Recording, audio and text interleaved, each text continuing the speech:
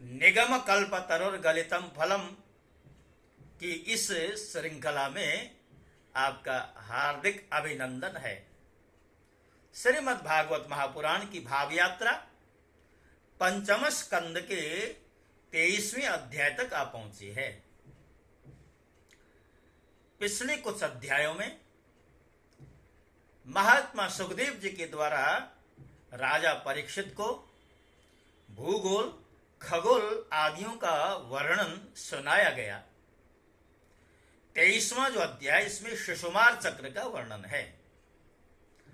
जैसा कि मैं बार बार आपसे निवेदन करता हूं, कई बार जो भगवत भक्त होते हैं उनको ऐसा लगता होगा कि भगवान की लीलाओं से युक्त श्रीमद् भागवत के जो कथा प्रसंग हैं उन प्रसंगों में भूगोल खगोल ग्रहों नक्षत्रों पृथ्वी समुद्र पर्वत आदियों की चर्चा करने की आवश्यकता क्या है। तो जैसा कि हम बार बार आपसे कह ही रहे हैं, श्रीमद् भागवत के द्वितीय स्कंद के प्रथम अध्याय में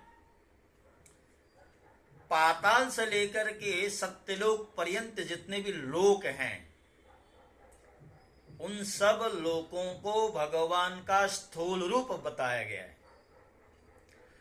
हर एक लोक में भगवान के अलग अलग अंगों की कल्पना की गई। तो ये सब भगवान के द्वारा निर्मित हैं, भगवान के ही अंग हैं। तो इन लोकों की चर्चा करके हम भगवान के विग्रह की ही चर्चा कर रहे हैं। इसमें कोई अन्यथा समझ लेना नहीं चाहिए आपको।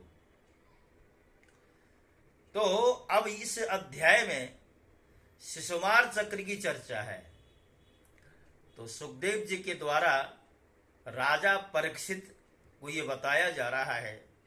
सुखदेव जी कह रहे हैं, राजन, जो सप्तर्षि हैं, सप्तर्षियों से 13 लाख योजन ऊपर ध्रुव लोक है।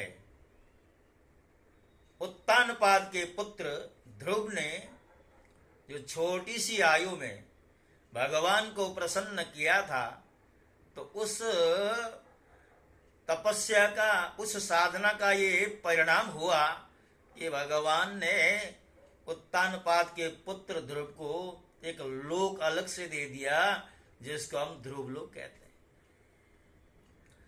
तो सप्तर्षियों से, जहां सप्तर्षियों की स्थिति है वहां से 13 लाख योजन के ऊपर ध्रुव लोक है। और इसी लोक को भगवान नारायण का परम पद कहा जाता है, क्योंकि भगवान नारायण ने ध्रुव के ऊपर प्रसन्न होकर के कहा था, मैं तुम्हें अपना परम पद प्रदान करूंगा। तो यहां उत्तानपाद के पुत्र परम भक्त ध्रुव जी विराजमान है। अग्नि, इंद्र, प्रजापति, कश्यप और धर्म, ये सब एक साथ अत्यंत आदर पूर्वक इनकी प्रदक्षिणा करते हैं, अर्थात ध्रुव जी की। तो भगवान की भक्ति की महिमा देखी। अब भी कल्प पर्यंत रहने वाले लोक इन्हीं के आधार स्थित हैं। इनका इस लोक का प्रभाव हम चतुर्थ स्कंद में वर्णन कर चुके हैं। सदा जागते रहने वाले अव्यक्त गति भगवान काल के द्वारा जो ग्रह नक्षत्र आदि ज्योतिर्गण निरंतर घुमाए जाते हैं। अब ये सब काल चक्र का ही तो खेल है। भगवान ने ध्रुव लोक को ही उन सब के आधार स्तंभ के रूप से नियुक्त किया।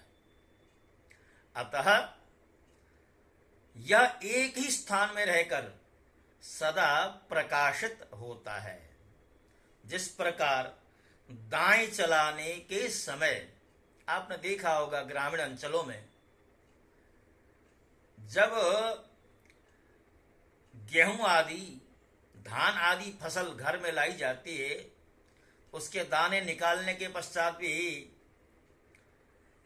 उसमें कुछ दानों के अवशेष रहने की आशंका होती है, तो उस फसल के ऊपर बैल घुमाए जाते हैं। तो बैलों को एक लंबी रस्सी से बांध दिया जाता है, बीच में एक स्तंभ गाड़ दिया जाता है, उस स्तंभ में रस्सी बंधी होती है, उसके साथ साथ श्रृंखलाबद्ध तरीके से बैलों को बांध दिया जाता है और उन बैलों को हाँका जाता है। अब जैसे जैसे बैल चलते जाते हैं, उन फसलों में जो भी कुछ दाने रह जाते हैं, उनकी झड़ाई के बाद भी तो फिर वो दाने निकल जाते हैं। तो उसका उदाहरण यहाँ पर दिया जा रहा है। जिस प्रकार दाएं चलाने के समय अनाज को खोदने वाले पशु छोटी बड़ी और मध्यम रस्सी में बंधकर क्रमशः निकट, दूर और मध्य में रहकर खंबे के चारों ओर मंडल बांधकर घूमते रहते हैं। अब देखिए, जो खंबा होता है ना बीच में, जो बिल्कुल उसके पास जो बैल होता है वो तो वहीं के वहीं घूमता रहता है, और उसके साथ साथ जितना दूर होगा उतने उसको लंबा चक्कर काटना पड़ता है। तो यहां पर यही चर्चा हो रही है। खंबे के चारों ओर मंडल बांधकर घूमते रहते। उसी प्रकार सारे ग्रह, नक्षत्र और ग्रहगण बाहर भीतर के क्रम से इस काल चक्र में नियुक्त होकर ध्रुवलोक का ही आश्रय लेकर वायु की प्रेरणा से कल्प के अंत तक घूमते रहते हैं। जिस प्रकार मेघ और बाज आदि पक्षी अपने कर्मों की सहायता से वायु के अधीन रहकर आकाश में उड़ते रहते हैं, उसी प्रकार ये ज्योतिर्गण भी प्रकृति और पुरुष के संयोगवश अपने अपने कर्मों के अनुसार चक्कर काटते रहते हैं, किंतु पृथ्वी पर नहीं गिरते। कोई कोई पुरुष भगवान की योग माया के आधार पर स्थित इस ज्योतिष चक्र का शिशुमार के रूप में वर्णन करते हैं। यह शिशुमार कुंडली मारे हुए है और इसका मुख नीचे की ओर है। इसकी पूंछ के सिर पर ध्रुव स्थित है। पूंछ का जो सिरा होता है, सिरे पर पूंछ के मध्य भाग में प्रजापति, अग्नि और धर्म है, इंद्र और धर्म है। इसके कटिप प्रदेश में सप्तऋषि हैं। यह शिशुमार दाहिनी ओर को सिकुड़कर कुंडली मारे हुए है। ऐसी स्थिति में अभिजित से लेकर के पुनर्वसु पर्यंत जो उत्तरायण के नक्षत्र हैं वे इसके दाहिने भाग में, और पुष्य से लेकर के उत्तराषाढ़ा पर्यंत जो दक्षिणायन के नक्षत्र हैं वे बाएं भाग में। लोक में भी जब शिशुमार कुंडलाकार होता है तब उसके दोनों ओर के अंगों की संख्या समान रहती है। उसी प्रकार यहां नक्षत्र संख्या में भी समानता है। इसकी पीठ में अजवीथी अर्थात मूल, पूर्वाषाढ़ा और उत्तराषाढ़ा नाम की 3 नक्षत्रों का समूह है, और उधर में आकाशगंगा है। राजन, इसके दाहिने और बाएं कटी तटों में पुनर्वसु और पुष्य नक्षत्र हैं। पीछे के दाहिने और बाएं चरणों में आर्द्रा और आश्लेषा नक्षत्र हैं, तथा दाहिने और बाएं नथुनों में क्रमशः अभिजित और उत्तराषाढ़ा हैं। इसी प्रकार दाहिने और बाएं नेत्रों में श्रवण और पूर्वाषाढ़ा नक्षत्र हैं। दाहिने और बाएं कानों में धनिष्ठा और मूल नक्षत्र हैं। मघा आदि दक्षिणायन के 8 नक्षत्र बाईं पसलियों में और विपरीत क्रम से मृगशिरा आदि उत्तरायण के 8 नक्षत्र दाहिनी पसलियों में हैं। शतभिषा और ज्येष्ठा ये 2 नक्षत्र क्रमशः दाहिने और बाएं कंधों की जगह हैं।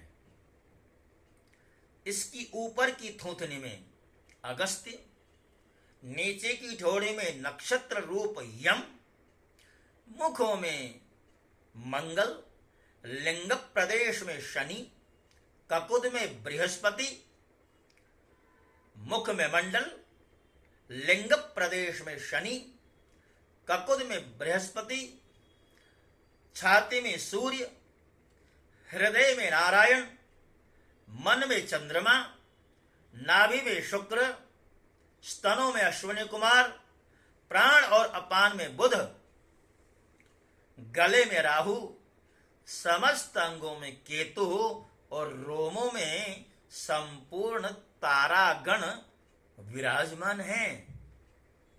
राजन, यह भगवान विष्णु का सर्वदेवमय स्वरूप है।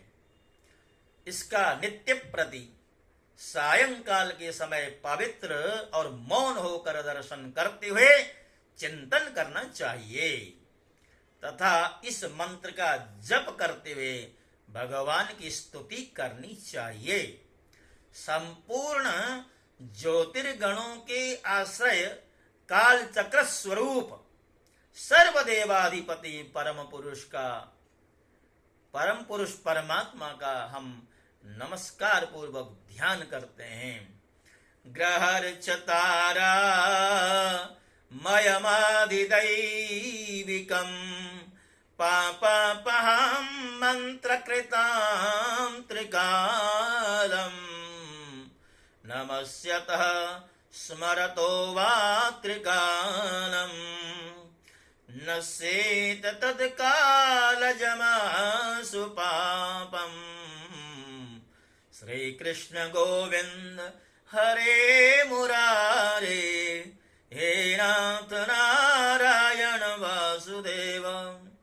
ग्रह, नक्षत्र और ताराओं के रूप में भगवान का आदि दैविक रूप प्रकाशित हो रहा है।